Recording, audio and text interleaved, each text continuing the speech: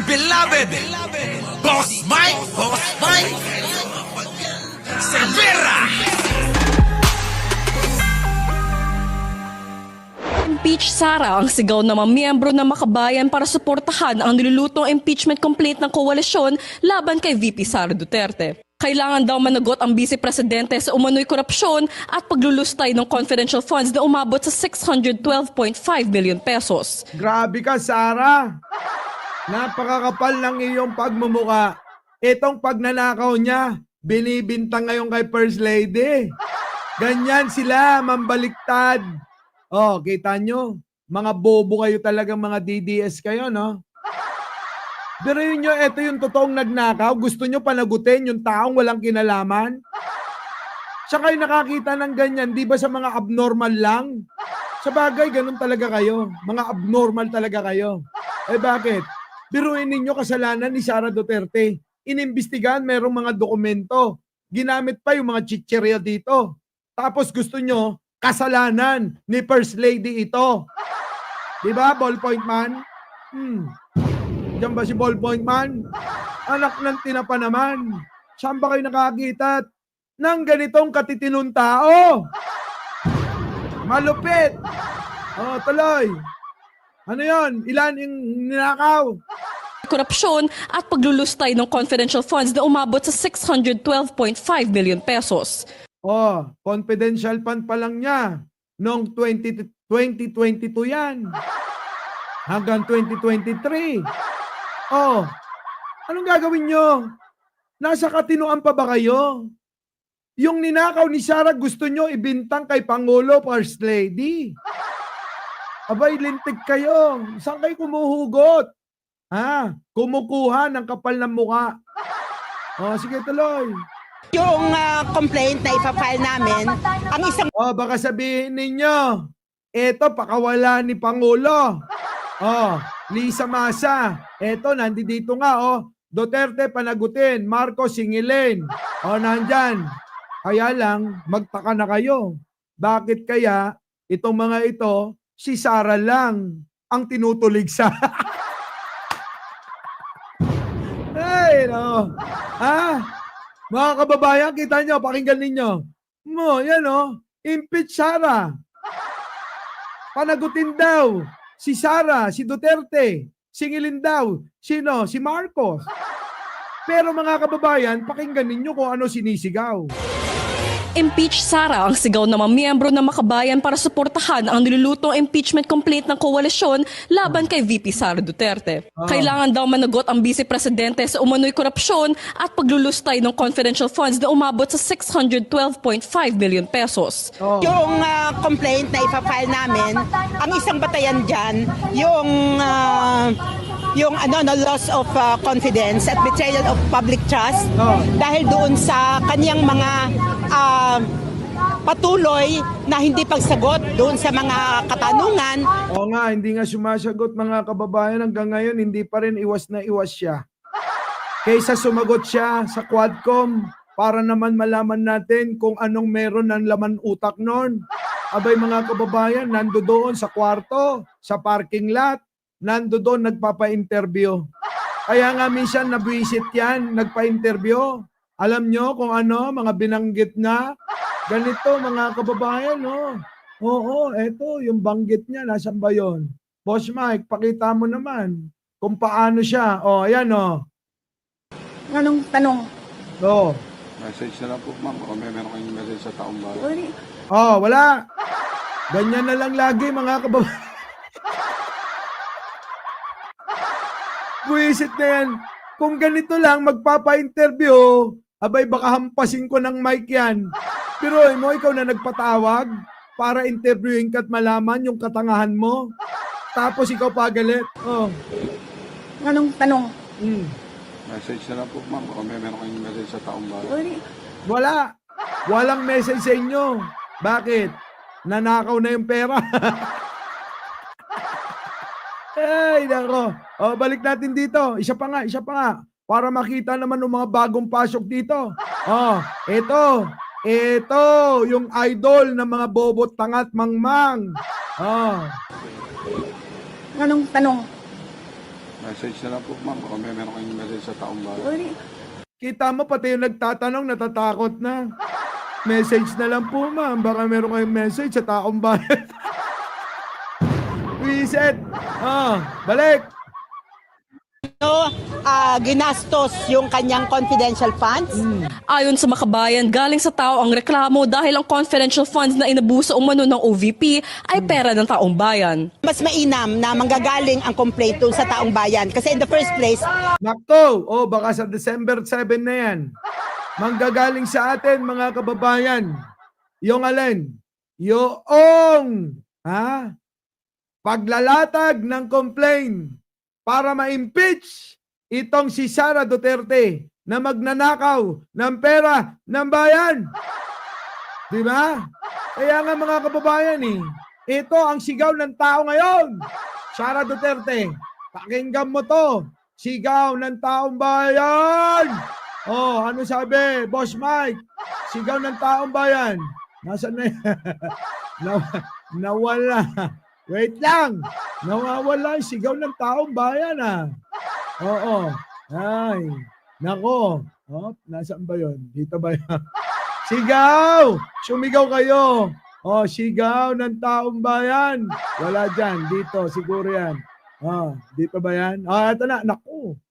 Naku. Nasaan na yung sinisigaw nila? Ito. Ang tao, ang bayan, Sara Duterte, pagdating sa pwesto.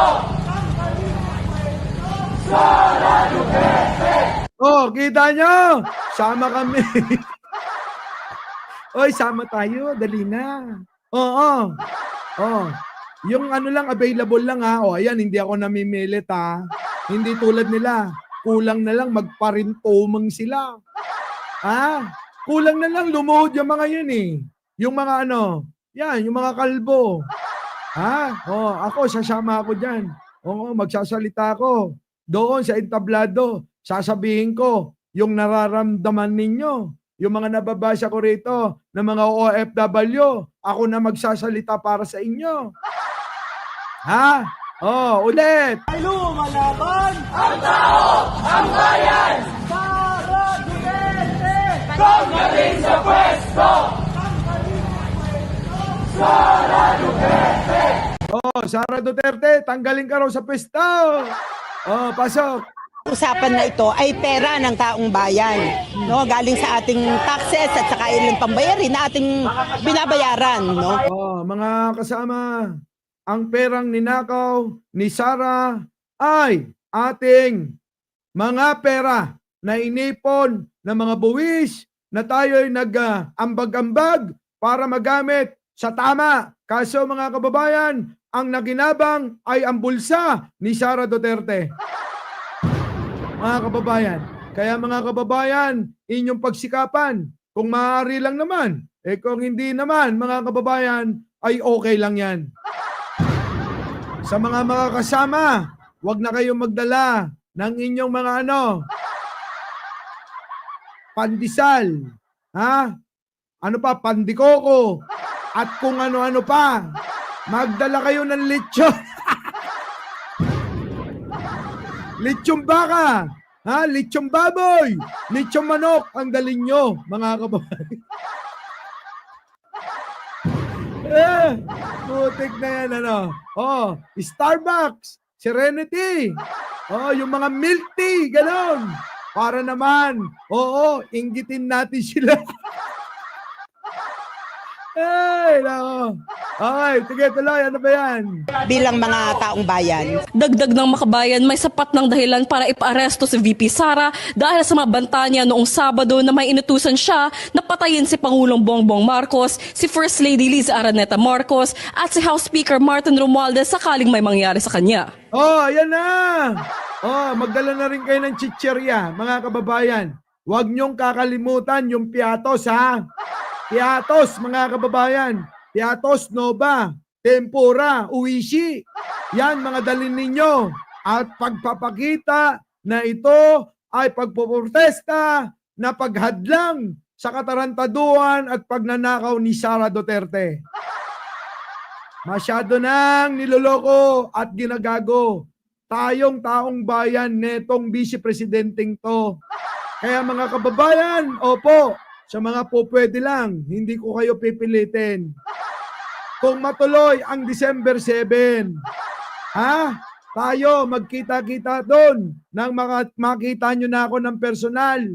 Oo, ayoko nang magpapapicture.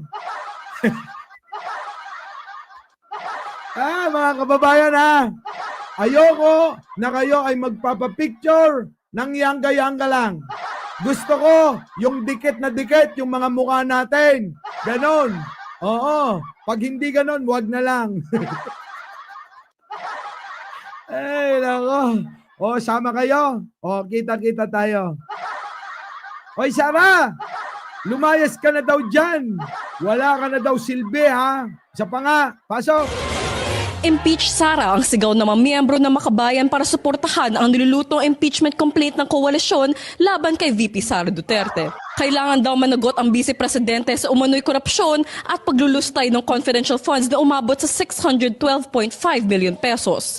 Yung complaint na ipafile namin, ang isang batayan dyan, yung loss of confidence at betrayal of public trust dahil doon sa kaniyang mga patuloy na hindi pagsagot doon sa mga katanungan kaugnay ng kung paano ginastos yung kanyang confidential funds. Oy, Sara, paliwanag mo na kasi. Hindi matatapos ito hanggat hindi ka dumadalo at ipaliwanag ng gusto sa mamamayang Pilipino. Ang iyong pagnanakaw sa kaban ng bayan ay hindi yan makatwiran. Dress code? Wala. Oo, walang dress code. Magsuot lang kayo ng kulay pula. Yun lang yan. Alam nyo naman, di ba? BBM, pula yan. Tuloy. Ayon sa Makabayan, galing sa tao ang reklamo dahil ang confidential funds na inabuso umano ng OVP ay pera ng taong bayan. Kita mo, ang inabuso mo, Sara, ang ginahasa mo ay pera ng taong bayan. Ulitin ko lang, hindi mo pera yan. Pera namin yan, Sara. Kami, ang taong bayan, ang inghahad lang. Kasama, kailangan si Madam Eli. Hoy, Madam Eli, kailangan doon ka mismo. Saan? Sa bukana. Para maharangan ang mga magbabanta. Baka mamaya, gumawa sila ng eksena. Alam mo naman ang mga utak niyan. Utak kriminal. Baka magpasabog sila ng mga kung ano-ano. At may mga Pilipino na nagmamahal kay Pangulo na masaktan. Alam nyo naman, ang pag mga ganyang gawain, never ginawa ng mga Marcos yan. Ang gumawa niyan, alam nyo kung sino yan. Victor Corpus, buhay ka pa ba? Ikaw na magpatotoo sa mga taong nabulag nila. Kilala nyo ba si Victor Corpus? Nako, mga kababayan, siya ang nagbunyag ng katarantaduhan na binintang sa Pangulong Ferdinand Marcos Sr. Di ba? Mainam na manggagaling ang complaint doon sa taong bayan. Kasi in the first place, itong perang pinag-uusapan na ito ay pera ng taong bayan. Pera natin yan, mga kababayan. Pera natin, mga Pilipino yan. Sa mga OFW, yung ambag nyo rito, pera nyo yan. Lahat ng ninakaw ni Sara, pera nyo yan. Wala silang pera dyan. Di ba? Ano ba yung mahanap buhay ng mga yan? Pambihira naman. No. Galing sa ating taxes at saka ilang pambayarin na ating binabayaran bilang mga taong bayan. Dagdag ng Makabayan, may sapat ng dahilan para ipaaresto si VP Sara dahil sa mga banta niya noong Sabado na may inutusan siya na patayin si Pangulong Bongbong Marcos, si First Lady Liza Araneta Marcos at si House Speaker Martin Romualdez sakaling may mangyari sa kanya. Kita nyo? Sara, kaya ka nag... Kaya nagagalit to eh. Oh, Anong tanong? Message na lang po, ma'am. Kung meron kayong message sa taong bayan. yung nagtatanong kasi mga kababayan, message na lang po, ma'am. Para naman baka may message kayo sa taong bayan, i-message nyo na lang. Dali na ho, para hindi na ho sila nagagalit. Kaya lang mga kababayan, bakit ka galit? Di ba? Ba't ka nagagalit, Sarah? Para yan lang eh, gagalit ka na. Sasagutin mo lang naman kung saan mo dinala. Oh, kaysa naman dito sa mga kasama mo, hirap na hirap na. Diba, Sarah? Hirap na silang ipagtanggol ka. Oh, kaya tuloy ang taong bayan, ano sigaw? Ang tao, ang bayan, Sara Duterte, tanggalin sa pwesto! Sara Duterte! Ang galing sa pwesto, Sara Duterte. Tanggalin sa pwesto. Ipalit ako. Ha? Oh, ayan na nga. Oh, isa pa daw, isa pa raw. Isa pa. Ay lumalaban ang tao, ang bayan, Sara Duterte, tanggalin sa pwesto!